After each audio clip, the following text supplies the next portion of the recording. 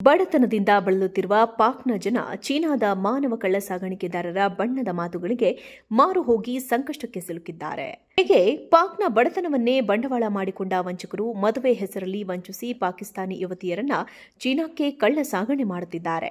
ಕಳ್ಳ ಸಾಗಾಣಿಕೆ ಹೇಗೆ ನಡೆಯುತ್ತದೆ ಅಂದರೆ ಅದಕ್ಕೆ ಕಾರಣವೇನು ಎಂಬುದನ್ನ ಇಲ್ಲಿ ವಿವರಿಸಲಾಗಿದೆ. ಪಾಕಿಸ್ತಾನದ ಹಲವೆಡೆ ಕಿತ್ತು ತಿನ್ನುವ ಬಡತನವಿದೆ. ಇದೇ ಚೀನಾದ ವಂಚಕರ ಬಂಡವಾಳವಾಗಿಸಿಕೊಂಡು ಹಣದ ಆಮಿಷವೊಡ್ಡಿ ಅಲ್ಲಿನ ಯುವತಿಯರನ್ನ ಮದುವೆಯಾಗ್ತಿದ್ದಾರೆ.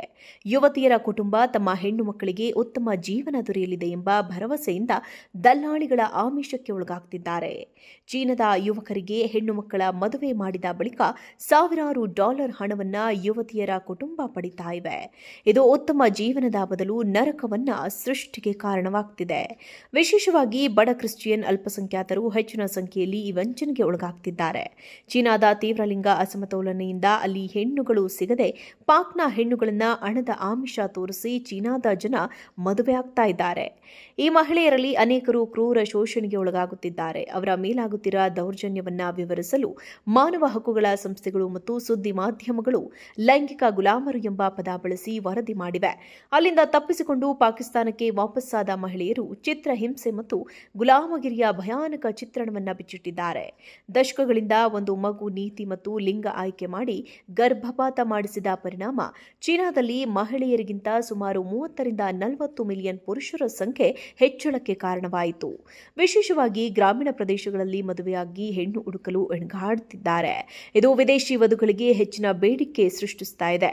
ಚೀನಿ ಮತ್ತು ಪಾಕಿಸ್ತಾನಿ ಮಧ್ಯವರ್ತಿಗಳನ್ನು ಒಳಗೊಂಡ ಕ್ರಿಮಿನಲ್ ಗ್ಯಾಂಗ್ಗಳು ಮತ್ತು ಕೆಲವು ಸಂದರ್ಭಗಳಲ್ಲಿ ಭ್ರಷ್ಟ ಸ್ಥಳೀಯ ಕ್ರಿಶ್ಚಿಯನ್ ಪಾದ್ರಿಗಳು ಮತ್ತು ಮುಸ್ಲಿಂ ಧರ್ಮಗುರುಗಳು ಈ ಮೋಸದ ವಿವಾಹಗಳಲ್ಲಿ ಪಾಲುದಾರರಾಗಿದ್ದಾರೆ. ಅವರು ನಕಲಿ ವಿವಾಹ ಪ್ರಮಾಣ ಪತ್ರಗಳು ಮತ್ತು ವೀಸಾಗಳನ್ನು ವ್ಯವಸ್ಥೆ ಮಾಡಿಕೊಡುತ್ತಿದ್ದಾರೆ. ಇನ್ನು ಚೀನಾ ಪಾಕಿಸ್ತಾನ ಆರ್ಥಿಕ ಕಾರಿಡಾರ್ಸ್ ಯೋಜನೆಗಳಲ್ಲಿ ಕೆಲಸ ಮಾಡುವ ಎಂಜಿನಿಯರ್ಗಳಂತೆ ನಟಿಸಿ ಚೀನಾ ಯುವಕರು ಮದುವೆಯಾಗುತ್ತಿದ್ದಾರೆ. ಸಿಪಿಇಸಿ ಮತ್ತು ವೀಸಾ ಆನ್ ಆಗಮನ ನೀತಿಗಳಿಂದ ಪಾಕಿಸ್ತಾನಕ್ಕೆ ಚೀನಿ ಪ್ರಜೆಗಳ ಒಳಹರಿವು ಹೆಚ್ಚಾಗಿದೆ. ಇದು ಕಳ್ಳ ಸಾಗಣೆದಾರರಿಗೆ ಅನುಕೂಲವಾಗಿದೆ.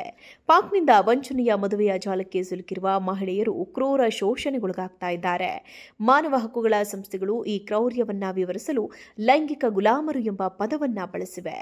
ಮದುವೆಯ ಬಳಿಕ ಗಂಡ ಶ್ರೀಮಂತ ಉದ್ಯಮಿಯಲ್ಲ ಎಂದು ಅರಿವಾಗುವ ಹೊತ್ತಿಗೆ ಆ ಮಹಿಳೆಯರು ಸಂಕಷ್ಟದ ಕೋಪಕ್ಕೆ ಸಿಲುಕಿರ್ತಾರೆ.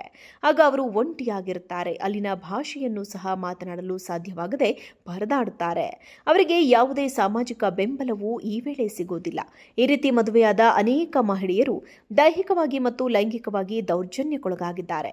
ಕೆಲವರನ್ನ ವೇಶ್ಯಾವಾಟಿಕೆಗೆ ಒತ್ತಾಯಿಸಲಾಗುತ್ತದೆ. ಅವರ ಗಂಡ ಆತನ ಸ್ನೇಹಿತರಿಂದ ಸಾಮೂಹಿಕ ಅತ್ಯಾಚಾರಕ್ಕೊಳಗಾಗುತ್ತಿದ್ದಾರೆ ಎಂದು ಸಹ ವರದಿಯಾಗಿದೆ. ಬಡತನದಿಂದ ಬಳಲುತ್ತಿರುವ ಪಾಕ್ನ ಜನ ಚೀನಾದ ಮಾನವ ಕಳ್ಳಸಾಗಣಿಕೆದಾರರ ಬಣ್ಣದ ಮಾತುಗಳಿಗೆ ಮಾರು ಹೋಗಿ ಸಂಕಷ್ಟಕ್ಕೆ ಸಿಲುಕಿದ್ದಾರೆ. ಹೀಗೆ ಪಾಕ್ನ ಬಡತನವನ್ನೇ ಬಂಡವಾಳ ಮಾಡಿಕೊಂಡ ವಂಚಕರು ಮದುವೆ ಹೆಸರಲ್ಲಿ ವಂಚಿಸಿ ಪಾಕಿಸ್ತಾನಿ ಯುವತಿಯರನ್ನ ಚೀನಾಕ್ಕೆ ಕಳ್ಳ ಸಾಗಣೆ ಮಾಡುತ್ತಿದ್ದಾರೆ. ಕಳ್ಳ ಸಾಗಾಣಿಕೆ ಹೇಗೆ ನಡೆಯುತ್ತದೆ ಅಂದರೆ ಅದಕ್ಕೆ ಕಾರಣವೇನು ಎಂಬುದನ್ನ ಇಲ್ಲಿ ವಿವರಿಸಲಾಗಿದೆ. ಪಾಕಿಸ್ತಾನದ ಹಲವೆಡೆ ಕಿತ್ತು ತಿನ್ನುವ ಬಡತನವಿದೆ. ಇದೇ ಚೀನಾದ ವಂಚಕರ ಬಂಡವಾಳವಾಗಿಸಿಕೊಂಡು ಹಣದ ಆಮಿಷವೊಡ್ಡಿ ಅಲ್ಲಿನ ಯುವತಿಯರನ್ನ ಮದುವೆಯಾಗ್ತಿದ್ದಾರೆ. ಯುವತಿಯರ ಕುಟುಂಬ ತಮ್ಮ ಹೆಣ್ಣು ಮಕ್ಕಳಿಗೆ ಉತ್ತಮ ಜೀವನ ದೊರೆಯಲಿದೆ ಎಂಬ ಭರವಸೆಯಿಂದ ದಲ್ಲಾಳಿಗಳ ಆಮಿಷಕ್ಕೆ ಒಳಗಾಗ್ತಿದ್ದಾರೆ.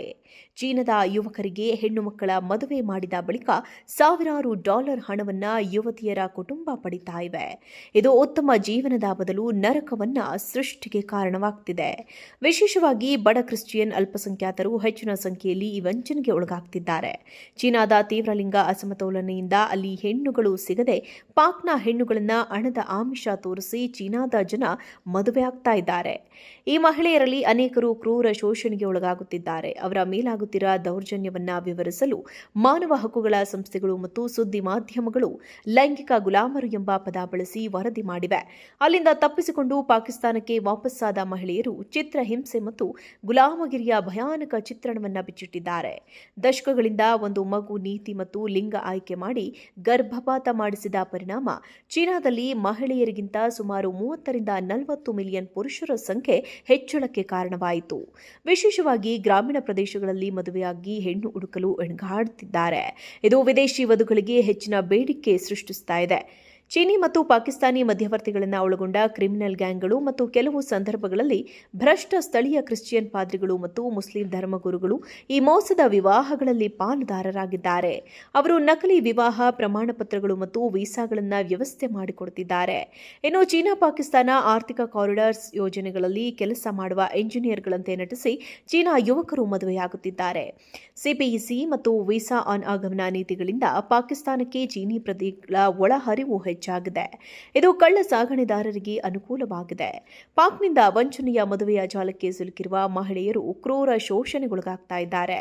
ಮಾನವ ಹಕ್ಕುಗಳ ಸಂಸ್ಥೆಗಳು ಈ ಕ್ರೌರ್ಯವನ್ನ ವಿವರಿಸಲು ಲೈಂಗಿಕ ಗುಲಾಮರು ಎಂಬ ಪದವನ್ನ ಬಳಸಿವೆ. ಮದುವೆಯ ಬಳಿಕ ಗಂಡ ಶ್ರೀಮಂತ ಉದ್ಯಮಿಯಲ್ಲ ಎಂದು ಅರಿವಾಗುವ ಹೊತ್ತಿಗೆ ಆ ಮಹಿಳೆಯರು ಸಂಕಷ್ಟದ ಕೂಪಕ್ಕೆ ಸಿಲುಕಿರ್ತಾರೆ. ಆಗ ಅವರು ಒಂಟಿಯಾಗಿರುತ್ತಾರೆ. ಅಲ್ಲಿನ ಭಾಷೆಯನ್ನು ಸಹ ಮಾತನಾಡಲು ಸಾಧ್ಯವಾಗದೆ ಪರದಾಡುತ್ತಾರೆ. ಅವರಿಗೆ ಯಾವುದೇ ಸಾಮಾಜಿಕ ಬೆಂಬಲವೂ ಈ ವೇಳೆ ಸಿಗುವುದಿಲ್ಲ. ಈ ರೀತಿ ಮದುವೆಯಾದ ಅನೇಕ ಮಹಿಳೆಯರು ದೈಹಿಕವಾಗಿ ಮತ್ತು ಲೈಂಗಿಕವಾಗಿ ದೌರ್ಜನ್ಯಕ್ಕೊಳಗಾಗಿದ್ದಾರೆ. ಕೆಲವರನ್ನ ವೇಶ್ಯಾವಾಟಿಕೆಗೆ ಒತ್ತಾಯಿಸಲಾಗುತ್ತದೆ. ಅವರ ಗಂಡ ಆತನ ಸ್ನೇಹಿತರಿಂದ ಸಾಮೂಹಿಕ ಅತ್ಯಾಚಾರಕ್ಕೊಳಗಾಗುತ್ತಿದ್ದಾರೆ ಎಂದು ಸಹ ವರದಿಯಾಗಿದೆ.